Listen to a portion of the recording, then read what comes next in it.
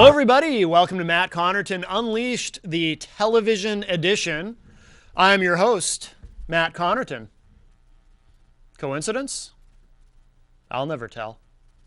I'm just kidding. Actually, I'll tell you this story. There is a quick story as to how I became the host. So back when they decided they wanted to do a show called Matt Connarton Unleashed, they were advertising for public auditions. People could come and audition to be the host, and I thought, oh, my name's Matt Connarton. Maybe I should try out.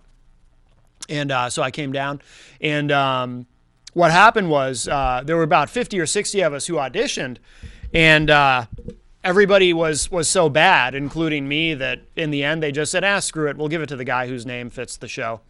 So that's how I became the host.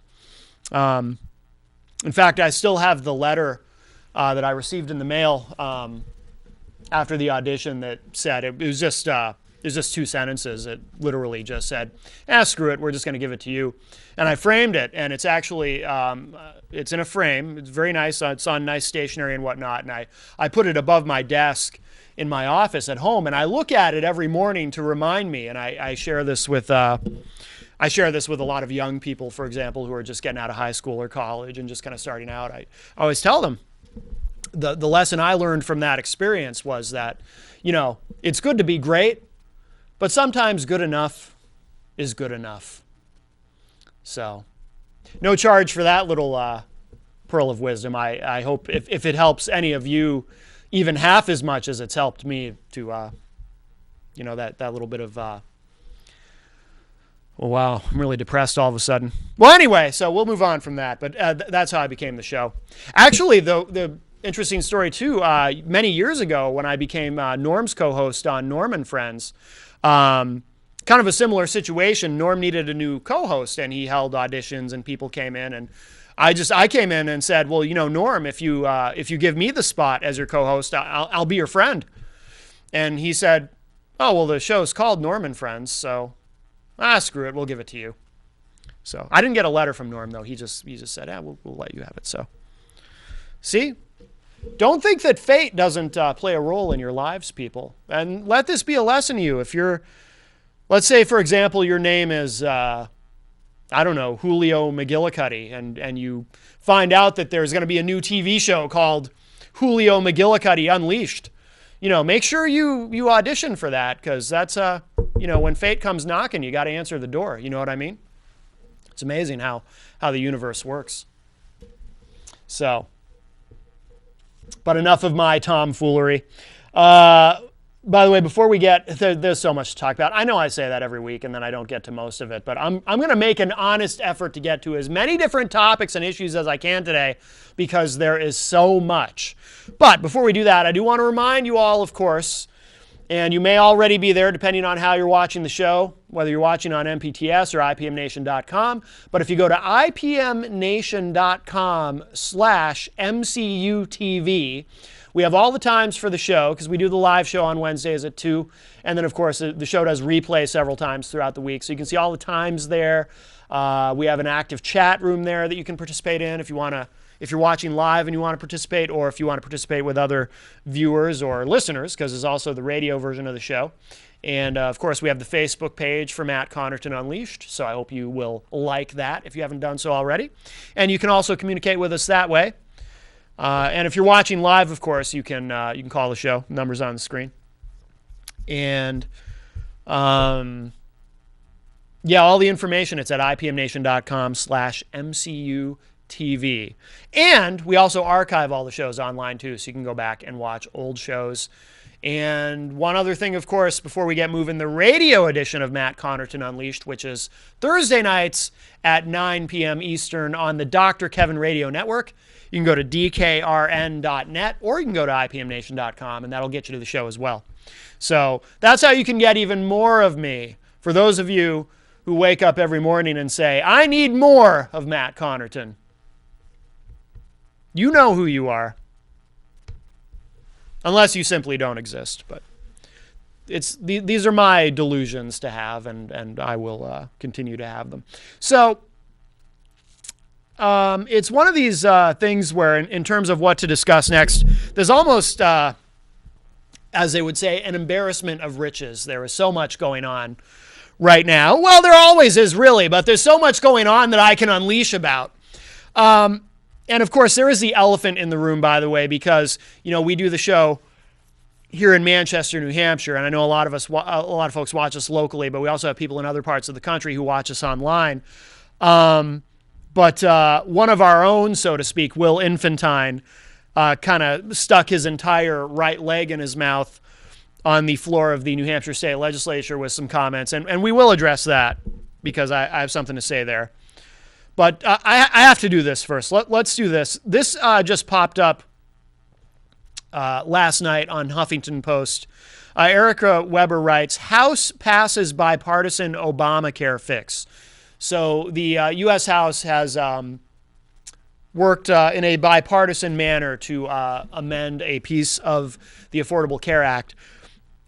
I'll read this to you quickly, and then I'll comment on why. It's not so much that this is a big deal in terms of what was done, what was accomplished legislatively, but the implications of this, of a bipartisan fix to anything to do with Obamacare, is hugely significant and encouraging to me, and I will discuss why in a moment. But let me just read this to you quickly.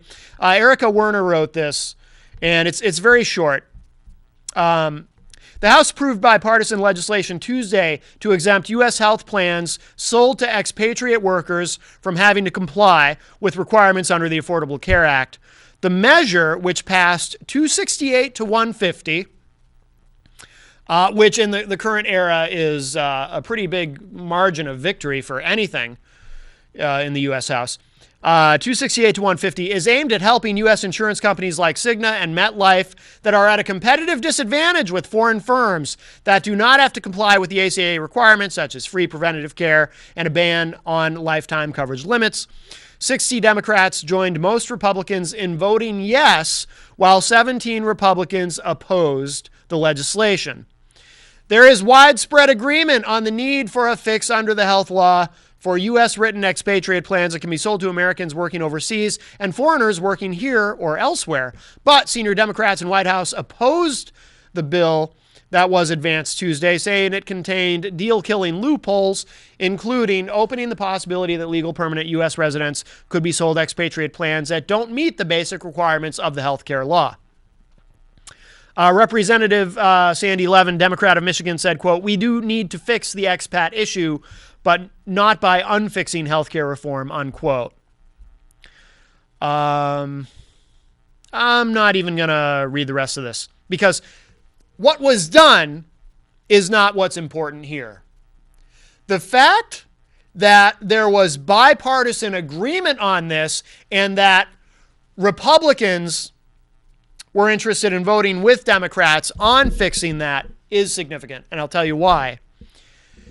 The Republican line on Obamacare, on the Affordable Care Act, has been consistently repeal and replace. Even now, even in 2014, we're almost in May of 2014, and they're talking about, you still hear this constantly, repeal and replace, since Obamacare passed. And that was the mantra. I used to laugh out loud, by the way, literally, not LOL online. Literally, I would laugh out loud when I would see Mitt Romney back in 2012, it's 2014 now, during the 2012 elections, the presidential elections, when I would see Mitt Romney give these speeches where he would say, on day one, I will repeal and replace Obamacare on day one. And I would laugh at that. It was ridiculous for several reasons. First of all, on day one, really, what, on Inauguration Day, you're going to somehow repeal and replace Obamacare? No, you're not. How are you going to do that on day one? And replace it with what? I love the whole replace part of that, especially because when Republicans say repeal and replace, what they really mean is repeal. They're not going to replace it with anything. They have nothing to replace it with. Months ago, Paul Ryan, I think, was working on something. I don't know what the hell ever happened to that. And that's not to say that there aren't some Republicans. We had Jim Rubens on this show who actually, and I really like this about Jim, actually has a plan that he would replace it with. Most of these guys and women have no plan. So I think they're being very disingenuous when they say repeal and replace. They really just want to repeal it. I have said that I've been saying for a while now that Republicans, if they want to, let me put it this way. If Republicans want to win back the White House in 2016, the repeal and replace has to go away. They have to change their strategy. They have to change their mantra. It cannot be repeal and replace any longer.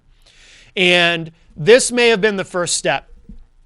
This may be the first step, this bipartisan effort in the U.S. House to fix a specific part of Obamacare that needed fixing. This may have been the first step moving in that direction. Because here's the problem for Republicans.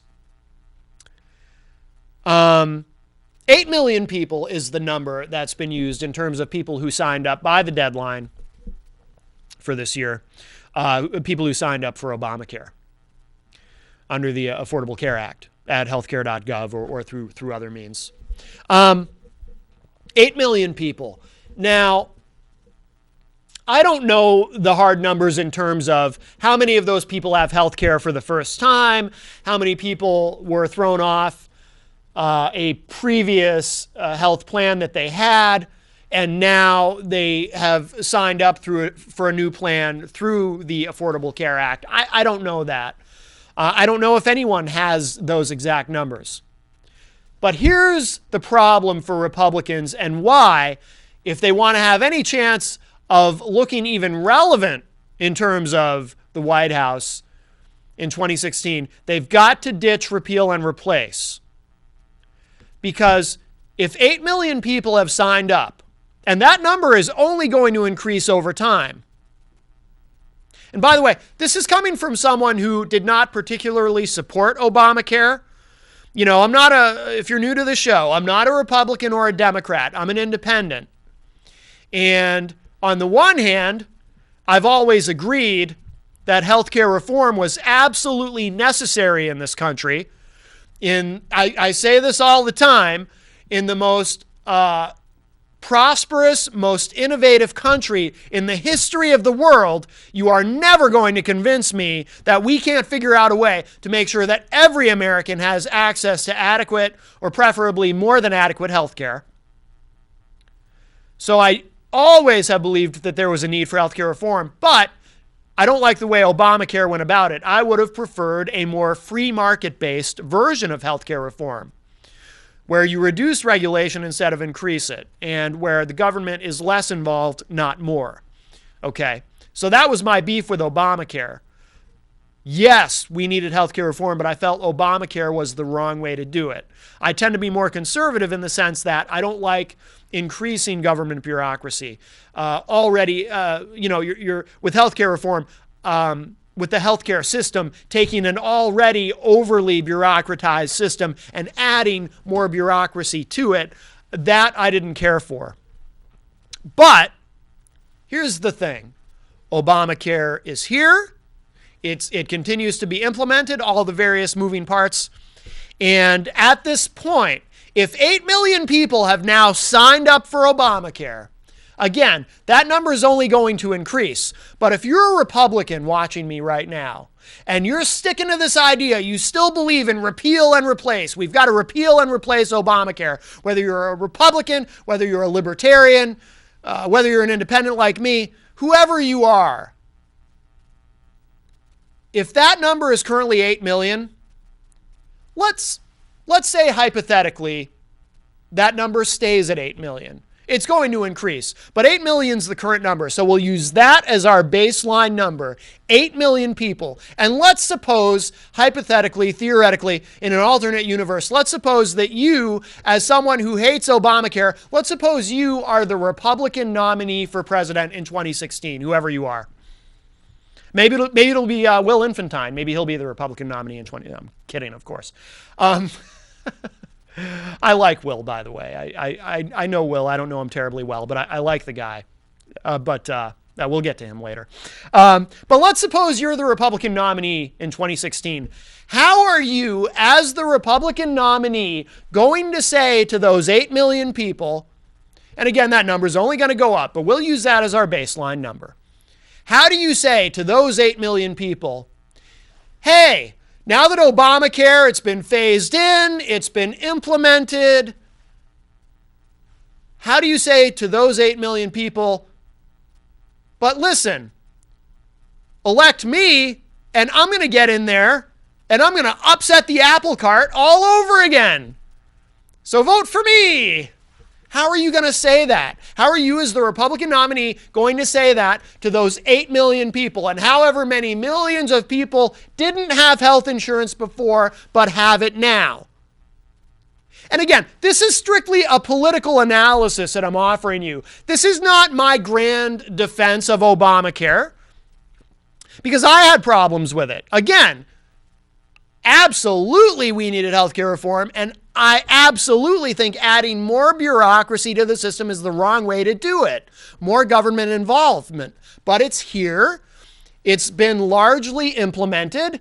There are some things about it. There are some negative effects that some people have experienced. I realize that. But there are also, if we're being intellectually honest about it, there are also positive effects that a lot of people, potentially millions of people, are experiencing from this. Millions of people who could not get health insurance before, who now have it. I don't know how good these plans necessarily are, but how do you, if you're the Republican nominee in 2016, how do you say to those millions of people, put me in and I'm going to undo all of this? And if you stick to the repeal and replace thing, look, who's going to believe you when you say repeal and replace? No one's buying that. I mean, yeah, the repeal part, sure, you want to get in and do away with it? If you're a Republican, of course you do. You don't dare step out of line on that, because if you do, then you've got the Tea Partiers trying to primary you right out of your job. It's kind of fun that primary has become a verb in the modern political vernacular, but it has. That's why mainstream and moderate, if there are any left Republicans, traditional conservative Republicans, are so terrified of the Tea Party wing of the party. So I understand you've got to stick to this repeal line, but the problem is with repeal and replace, no one believes you when you say replace. You're not going to replace it with anything. You don't have anything to replace it with. And how do you say to those 8 million people, how do you say repeal and replace to the 8 million? It's not going to work. You have got to shift from repeal and replace to reform. Your new mantra should be reform Obamacare. And by reform, in a practical sense, I mean target the aspects of it that you feel don't work, or that you just object to on ideological grounds, or whatever it is. Target those areas and work on reforming them exactly like the Republican-controlled U.S. House of Representatives just did. I can't believe they actually managed, in a bipartisan manner, I can't believe they actually managed to put aside repeal and replace for long enough to even do this. But this is the direction you guys need to go. Repeal and replace is not going to get you anywhere. What did they vote to repeal it? I think 48 times in the last Congress, in the last congressional session. Knowing that it had no chance of passing, it was just this grand symbolic gesture. And, I'm not a Republican, but oh boy, if I were a Republican, I'd be really proud that that's what my party was doing. These grand symbolic gestures that have no chance of actually accomplishing anything. Yeah, that's a productive use of time. That's why we send people to Washington, right? No. Forget repeal and replace. Your new mantra should be reform Obamacare. That needs to be, I'm telling you, repeal and replace is going to be a noose around your necks if you continue to push that. Not only, by the way, because of the 8 million, but also because of the business community, who is really going to begin to turn on you on this. And we're seeing signs of that already too. But businesses don't like, the free market doesn't like government regulation. So they don't like the government coming in with these regulations in terms of increasing regulation with Obamacare. And I saw some of that, and I understand that point of view, by the way, and I saw some of that up close with the company that I used to work for, where part-timers were getting their hours cut because if you gave them too many hours, then now you had to have, you also had to supply them with health insurance. So some of these part-time employees were now getting less hours, so they took a hit. And that's an example of why I'm sympathetic to some of the anti-Obamacare arguments from the right. Because when you increase government regulation, it does have a negative effect. Somebody always gets hurt. No matter how many people you help. Now, if you help more people than you hurt, okay, that's a net gain, but somebody does get hurt. You have to recognize that. But here's the thing. The business community, the free market does not like uncertainty. It does not like uncertainty. So again, if you're the Republican nominee for president in 2016, how do you say, not only to those 8 million people who've signed up, how do you also say to the business community, okay, you didn't like Obamacare when it was coming in because you don't like increased regulation, but now it's here, it's been phased in, it's been implemented, so vote for me, and I'm going to get in there and I'm going to upset the apple cart all over again. They don't want to hear that either. The 8 million doesn't want to hear it. Businesses don't want to hear it. Reform it. If you can do any kind of, I would be in favor of any kind of productive free market reforms. I'm a capitalist. I'm more conservative in that aspect, okay? I believe that the Republican-style version of healthcare reform would have been preferable. So if you can reform aspects of it to make it more like you guys on the right want it to look, great. Do that. That would be a productive use of your time, and it solves the problem of how do you communicate to the 8 million who have signed up. Now you don't have to tell them, well, this new thing that you have, now we're going to snatch it away from you and start all over. You don't have to tell them that now.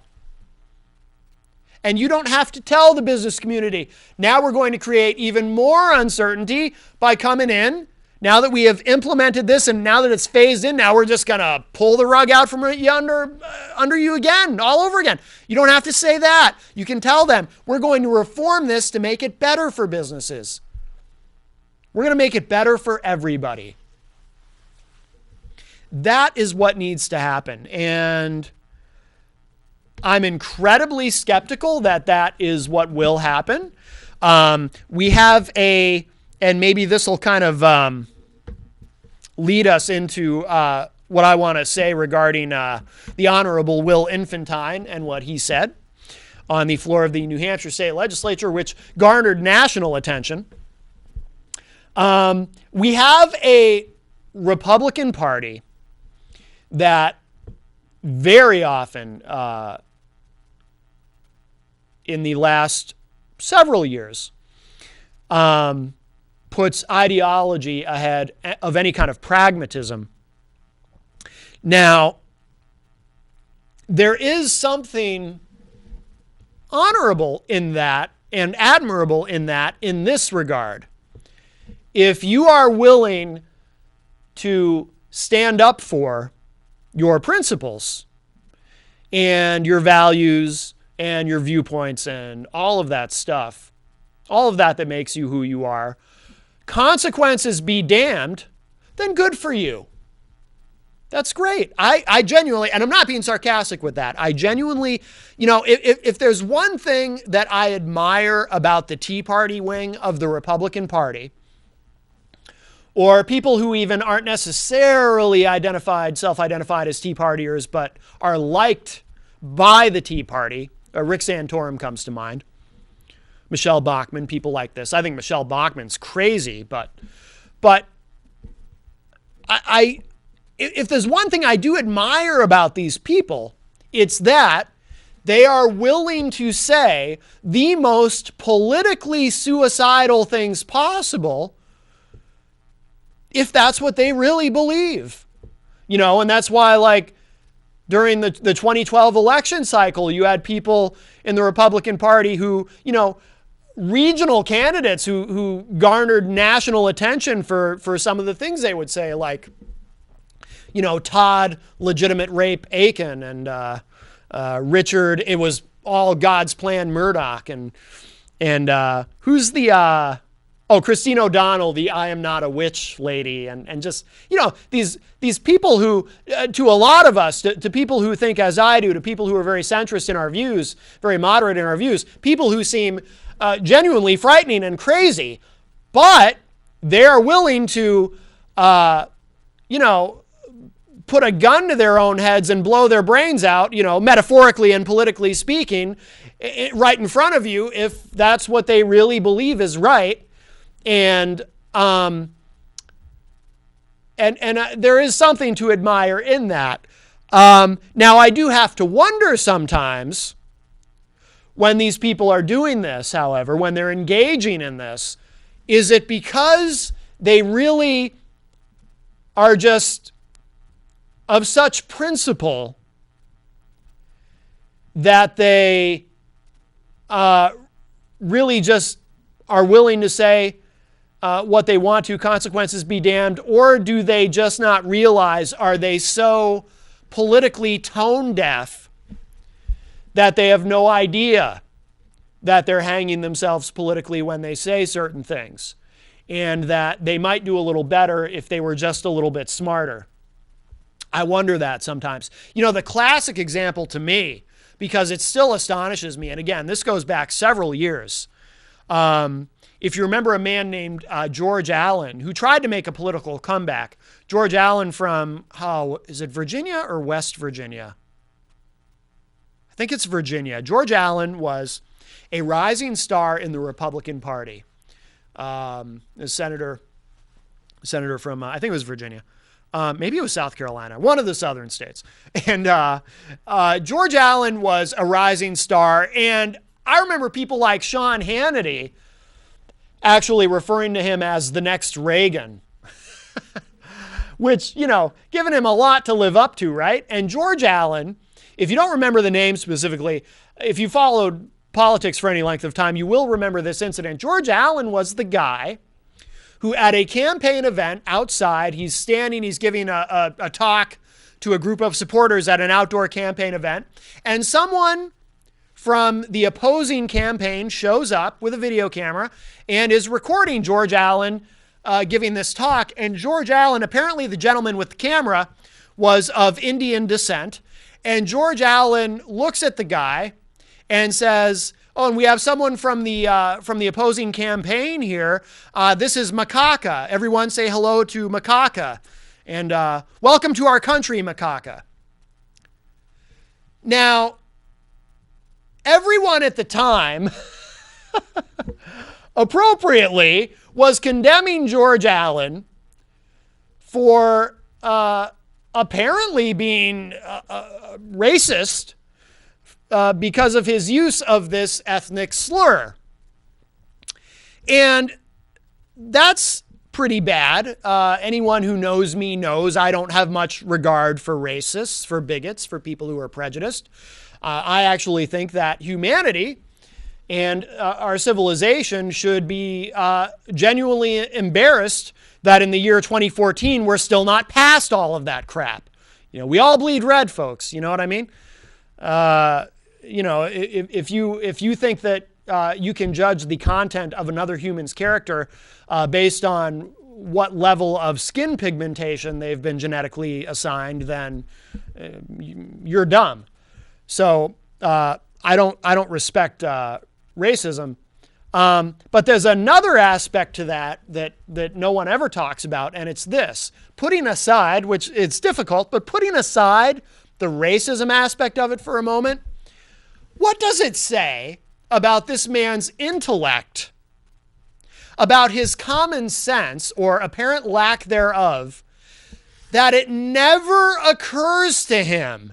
It apparently never even entered his mind that when a guy from the opposing campaign is standing there recording him it never occurs to him that that might be just about the worst possible moment to drop an ethnic slur. How is it that that never even occurs to him? How smart. This guy that Sean Hannity said might be actually the next Reagan. How smart is this guy that that doesn't occur to him? I mean, think about it. How little common sense do you have to not realize that by dropping a racial slur when someone is recording you from the opposing campaign, that is not the equivalent of metaphorically putting a gun to your head and blowing your own brains out on television? And of course, it sank his campaign, and he tried to make a comeback and whatnot. That was the end of George Allen. So, again, while I do, as much as I may be repulsed by some of the views of these people, I respect them for having the political courage to say politically suicidal things, but then I wonder sometimes if, are they really courageous, or are they just not particularly bright? And if it's just that they're not particularly bright, as George Allen apparently is not a very smart man, then that I don't respect because, well, frankly, I just don't like stupid people. So we have a modern Republican Party that keeps doing this, where regional figures who, no one anywhere else in the country would ever even give a crap about end up emerging on the national stage for all the wrong reasons. And it's almost like they just can't help themselves. And I've talked about the Republican war on women. The Republican war on women. I say that with air quotes because I have a tiny bit of sympathy for the Republican Party in this sense. I do not believe there is truly a Republican war on women. That is hyperbole. That is a phrase that the Democrats have found very useful against the Republicans, and it's been a very effective weapon. I don't believe that there's really a Republican war on women. I do disagree with what has emerged as the modern Republican Party's positions on, abortion and this idea that any sort of birth control that is pharmaceutical is akin to an abortion, which is they try to avoid coming out and saying that, but that seems to be what they believe, like with the morning after pill and things like that. If life begins at conception and not implantation, then even if you're on the pill, and you take the pill every day, apparently, according to the modern Republican Party, you're a baby killer. That is what they seem to think. So I think their policies, some of their policies are very, very bad. But, the war on women, there is no literal Republican war on women. That's it's hyperbole. So I have a tiny bit of sympathy for the Republican Party, but only a tiny bit. Because they have brought this on themselves, because they keep finding excuses they just stumble into these situations where they perpetuate this image. And they don't seem bothered by it. They don't seem to mind that they keep reinforcing this image. And Will Infantine's comments have only served to reinforce that image. That image that the Republican Party, that it's sexist, it's chauvinistic, that it's a bunch of knuckle draggers, all of that. They just keep doing things and saying things. Mike Huckabee a few months ago with his Uncle Sugar comment that, Democrats, think that you just can't control your own libidos and that's why you vote Democrat. And just this stuff that just sounds so knuckle draggingly just like it's out of the 1950s kind of stuff. And then they complain about how this whole war on women tag is unfair, but they keep doing things to reinforce it. It's like It's like watching a guy repeatedly slam his head into a brick wall and then complain how unfair it is that he has a headache. So, Will Infantine, who I like, and again, this, I'm not trying to attack Will personally here. This is just a political critique and analysis, if you will. And I don't know Will particularly well, but I do know him. He's never been on this program, but he's been on Norm and Friends a few times over the years. And in fact, I think he actually guest co-hosted with Norm once on Norm and Friends on a week that I couldn't be here. And I like Will. He seems like a really nice guy. And he used to have a show here on MPTS. He used to, it was the Will and Joe show. He used to do a show here with Joe Kelly Lavasser. And, I like Will. He never... he is a conservative Republican. He never struck me as a right-wing extremist or whatnot. But Will made some comments regarding the, not the Paycheck Fairness Act. That's what is being pushed nationally right now. But Will made some comments regarding something that's also being pushed here in New Hampshire. And let me read this to you. This is from Boston.com. Joseph Dusso wrote this, and this will kind of get it out, and then I'll expand with my comments on this. New Hampshire State Representative Will Infantine incensed fellow lawmakers when he suggested that the wage gap exists because women don't work as hard as men do. The State House of Representatives met Wednesday to vote on the Paycheck Equity Act. So that's the New Hampshire version, apparently, of the Paycheck Fairness Act, which is what Obama's pushing and what the Democrats are trying to get through nationally. The Paycheck Equity Act, which was unanimously passed by the state Senate, according to the New Hampshire Union leader.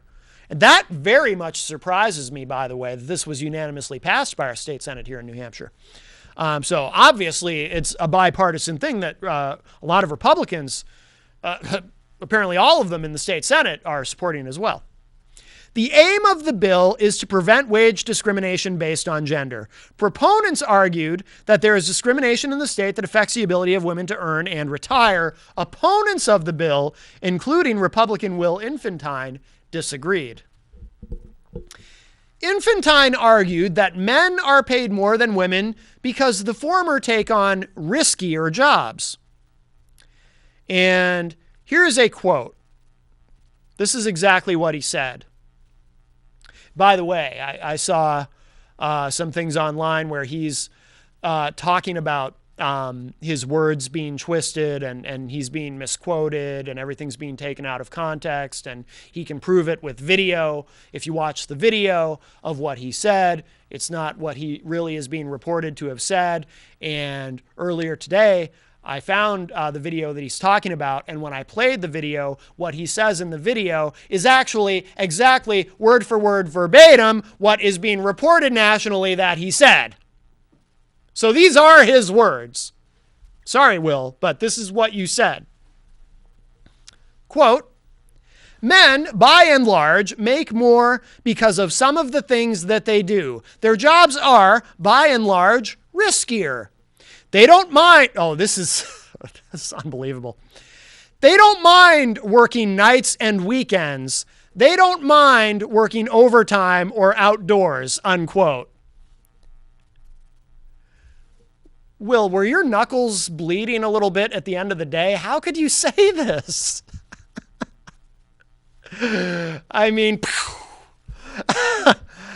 Infantine's statements resulted in audible objections from other present lawmakers. He repeatedly insisted that his findings came from the Bureau of Labor Statistics, but that did not seem to appease his objecting peers. Will, if you're going to quote something from the Bureau of Labor of Statistics, quote some statistics, like, numbers. Don't say this and then say this is from the Bureau of Labor Statistics. If it's from the Bureau of Labor Statistics, how about some actual data, not just your conclusions that you draw? I watched the video and you just sounded ridiculous. Now, if you had said, this is what me and the guys talk about back at the cave, that would have fit better. But to say this is from the Bureau of Labor Statistics just sounds bizarre. Will then goes on to say, quote, guys, I'm not making this stuff up. My apologies if I have some people upset, unquote. Well, good on you, Will, for having a tiny bit of self-awareness there to notice that you had upset some people. Infantine also suggested that men work more hours than women because, quote, men are more motivated by money than women are, unquote. Now, that comment, I have a little bit of sympathy for Will on, only because I think that may have been Will's attempt at a little bit of a compliment toward women. If that sounds strange to you, just hear me out. I think he might have been, in almost a backhanded way, sort of trying to imply, inartfully and inarticulately, that maybe men are greedier than women. I don't know. Men are more motivated by money than women are. I'm gonna give him the benefit of the doubt on that specific comment. All right. Proponents of the bill say the pay inequity between men and women in the state averages $11,000 annually, according to the union leader. The House passed the Paycheck Equity Act 187 to 134 on Wednesday.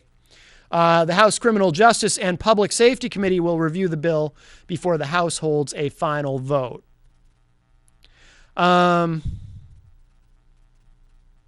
I just realized I don't, and you probably caught it, unless I'm just really being dense here and I'm misunderstanding something. There's an inconsistency here in this article, because it says that paycheck equity was unanimously passed by the state Senate, which I was very surprised by, according to the union leader, or the union liar, as some people call it, or the useless leader, as some other people call it. But then at the end here, it says that, oh, I'm sorry. No. Okay, I am being dense. I apologize, folks. Yeah, the Senate did pass it unanimously. It was the House that passed it 187 to 134. Okay, I apologize. All right, so never mind. So that is correct. So, here's the thing. If I were a Republican and I were opposing this, and I don't know, by the way, I don't know enough about the Paycheck Equity Act itself to say whether I would oppose it or support it. If it in fact mirrors the Paycheck Fairness Act, and I want to get all my cards on the table so you understand fully where I'm coming from on this. If it mirrors the Paycheck Fairness Act, I actually would not support it. Not because of anything Will Infantine said, but because my concern with the Paycheck Fairness Act is the way it's written, it puts the burden of proof on employers to have to prove legally, if faced with a lawsuit, that gender played absolutely no role in their decisions in terms of pay, and that it was based on strictly on other factors like experience, and there's all kinds of reasons, experience, education, job performance. There's all kinds of reasons why two people doing the same job, one male, one female, may be paid at different rates. There are all kinds of reasons other than gender discrimination, and the burden of proof is on employers under this proposed law, the Paycheck Fairness Act, to prove that gender at no point played any role in their decision, and it's kind of difficult to prove a negative, and that's my problem with the government coming in and saying that I have a problem with the way the law is written. It means well. It has good intentions. But I think the way the law is written, there are some flaws in it, and I think it will backfire and actually cause some companies to simply avoid hiring women altogether. So I think there will be unintended negative consequences. Now, having said that, if the Paycheck Equity Act mirrors the Paycheck Fairness Act and has the same kinds of issues and concerns about it, in theory, and again, I don't know enough about it specifically, but in theory, I would not support this either. But if I were Will Infantine, and I wanted to get up and say, I don't support it, I would make the kind of arguments that include things like, traditional conservative arguments like it's not government's role to do this kind of social engineering or to try to tell employers and business owners how much to pay people or how little to pay people. We don't want to encourage frivolous lawsuits. We don't want to do anything to help the trial lawyers because we don't work for them. It's one of the reasons why a lot of trial lawyers give money to Democrats, because Democrats pass laws that trial lawyers tend to like because they benefit from them. There are all kinds of reasonable ideological ways that Will Infantine or anybody else could argue this. So I've got to try to get him on the show because I want to ask Will Infantine, what was going on in your head when you decided, no, I'm not going to argue it based on any of that. I'm going to get up and say something that is going to have everyone in the room convinced that I'm a sexist and a chauvinist and I think women are inferior. Because again, that last part I give him a pass on. The men are more motivated by money than women. Because like I said, it almost sounds like in a way, it could be interpreted as kind of a weird compliment that women aren't as greedy as men. It almost sounds like maybe he's saying that. But I cannot give him a pass on this thing about men don't mind working nights and weekends. They don't mind working overtime. There is no other way to take that. There's no other way to interpret that than saying he literally might as well have come out and said, women are kind of lazy compared to men. What else could that mean? What else could that possibly mean? They don't mind working nights and weekends? Will, you've never met a woman who doesn't work? I've known some hardworking girls in my time, and I've known a lot of women who work nights, weekends, overtime, who do whatever they got to do. This was just the most politically suicidal. Will, you chose the most politically suicidal argument you possibly could have used, and I don't get it. And it makes me wonder, did it just not occur to him? And if it didn't occur to him, I find it hard to believe it didn't occur to him. Because, like I said, I know Will. I don't know him very well. We're not friends, we're acquaintances. He's been on Norm and Friends a bunch of times, and we've had nice conversations. And he seems like a smart guy. And I used to watch him on the Will and Joe show. And Will seems like an intelligent, well-spoken, articulate guy. So how does it not occur to him that this was the most politically suicidal way to possibly make this argument? And, of course, as always happens, it ends up getting national attention, and once again, someone in the Republican Party has done something to reinforce the whole war on women concept. It just doesn't stop. They just don't get it. It's like they just don't get it. And then they'll complain, oh, this war on women, it's so unfair. Those Democrats, they made that up. No, it's your own fault.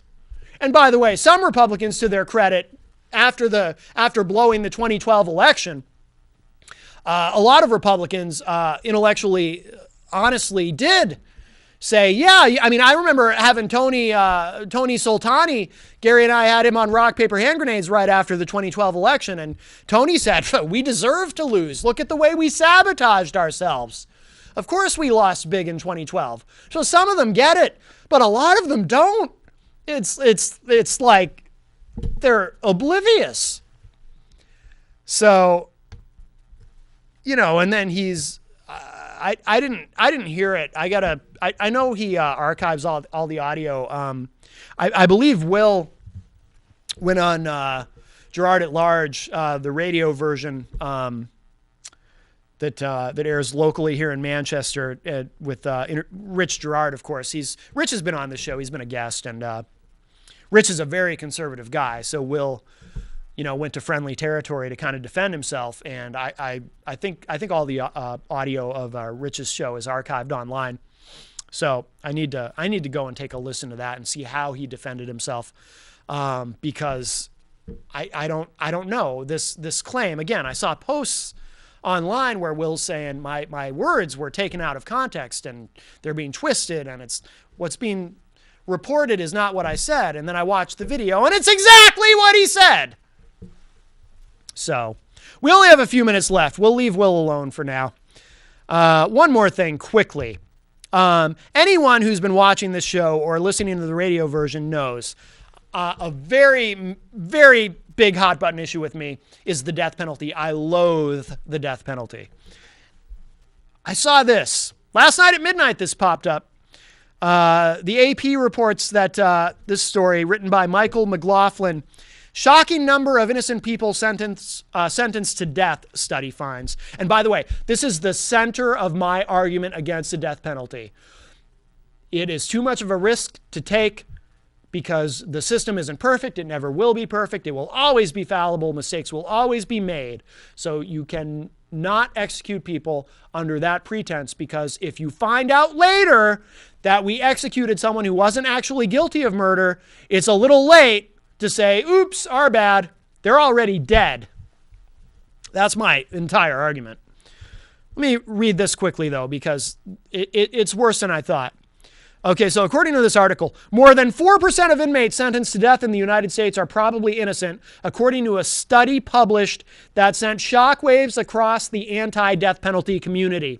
What the researchers call a conservative estimate about the number of wrongfully convicted death row inmates is more than double the percentage of capital defendants who were exonerated during more than 3 decades that were studied. That means innocent people are languishing behind bars, according to the study. Quote, the great majority of innocent people who are sentenced to death are never identified and freed, unquote, said Samuel Gross, lead author of the study and a University of Michigan Law School professor, in a statement. He said, quote, the purpose of our study is to account for the innocent defendants who are not exonerated, unquote.